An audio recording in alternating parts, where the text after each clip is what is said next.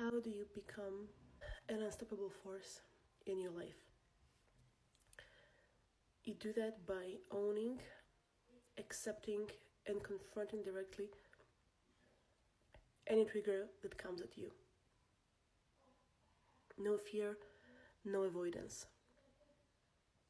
You take complete accountability for what you can control in your life. To use an example, let's say there's a person that is upsetting you in your life. And naturally, we all suffer things in our lives that put us in a victim role even though we hate it.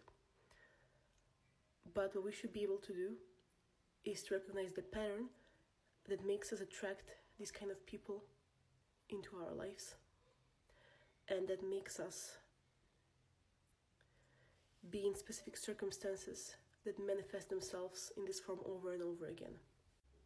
People who really transmute their lives, who are really capable of being powerful, are those who are not afraid of whatever trigger comes at them. Because, let's face it, there is not going to be a point in this life on earth where you're going to enter any relationship, whether it be work, friendship, or romantic, when it's going to be all roses and unicorns, flowers blooming, and no triggers, no problems. It's just not how this life works.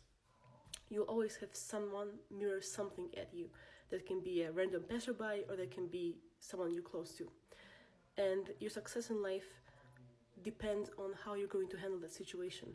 It depends on how much you're going to use art such as astrology and spirituality to understand that part of yourself that keeps being mirrored through external relationships.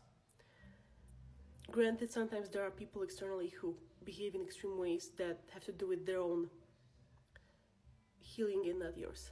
But then what you have to do with your own healing is not allowing such influences back into your life. So even though 90% of the problem may come from someone else, you still have to do that 10% of work of acknowledgement and accountability that you are the one who decides who can or cannot be in your life. That can be really tough sometimes when it's people we're dependent on, like our parents. But ultimately, our parents at some point will stop playing a part in our lives.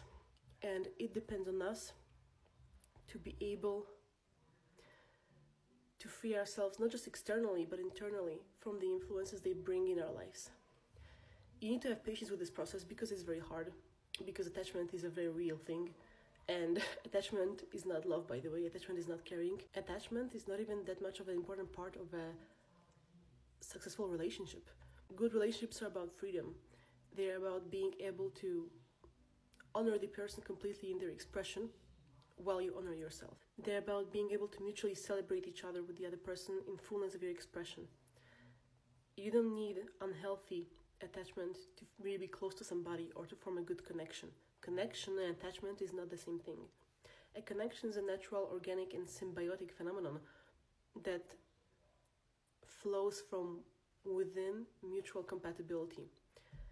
And attachment is being tied mentally to a concept that may not even be good for you, most often is not.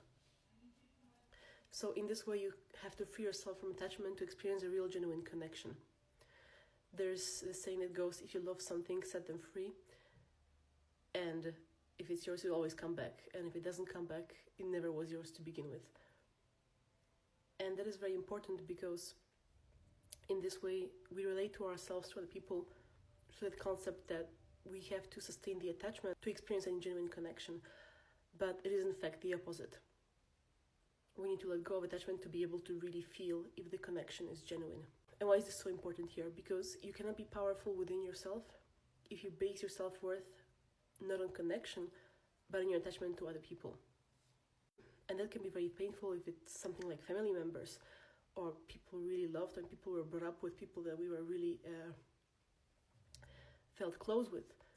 But ultimately, this life is about you, and sadly, we don't always have a guarantee that those that are biologically linked to us will take good care of us. And so the only way you can really assure success in your life is not through relating to yourself through these others, even if they are the ones you were raised with, but it is through relating to yourself through yourself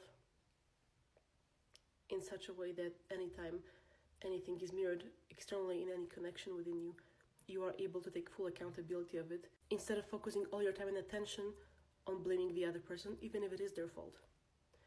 The things that you can cut off, that you feel like you have the urge to blame in your life, do it as soon as possible.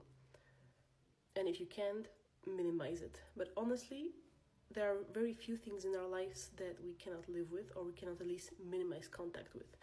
The truth is that we all carry our cross, and we all have a certain element of annoying in our life. There's always going to be someone, whether that's our boss or our parent or a roommate. Life is never perfect. But how much will you allow things that are not meant for you to stop you? And how much will you be able to purge and instead advocate for yourself regarding those things? That is what's going to ultimately determine the level of success you can have in your life. People think that success is about fame and beauty, but really it is about being able to unconditionally treat every situation as a way to grow and develop yourself. Many people use spirituality and astrology as an escape, but in my practice, I do my best to show that they are just tools to help you understand situations that can seem too complicated for you. And many of us encounter those, especially if you have planets in difficult houses, such as 6, 8, and 12. You are going to have some karmic situations in your life that may feel like are beyond your comprehension. But we use the tarot cards to understand them so that we can transmute them. The only reason some of us need that extra help from the universe is because we have challenges that are that much more complicated, that are that much more of a higher level that can feel incomprehensible. It is not to be used to bypass challenge or bypass accountability or self-empowerment. It is a tool to help you be able to achieve self-empowerment even if everything seems hopeless. That is the purpose of astrology and spirituality. And if this is how you use them in your life, you will ultimately always be on the winning side of life.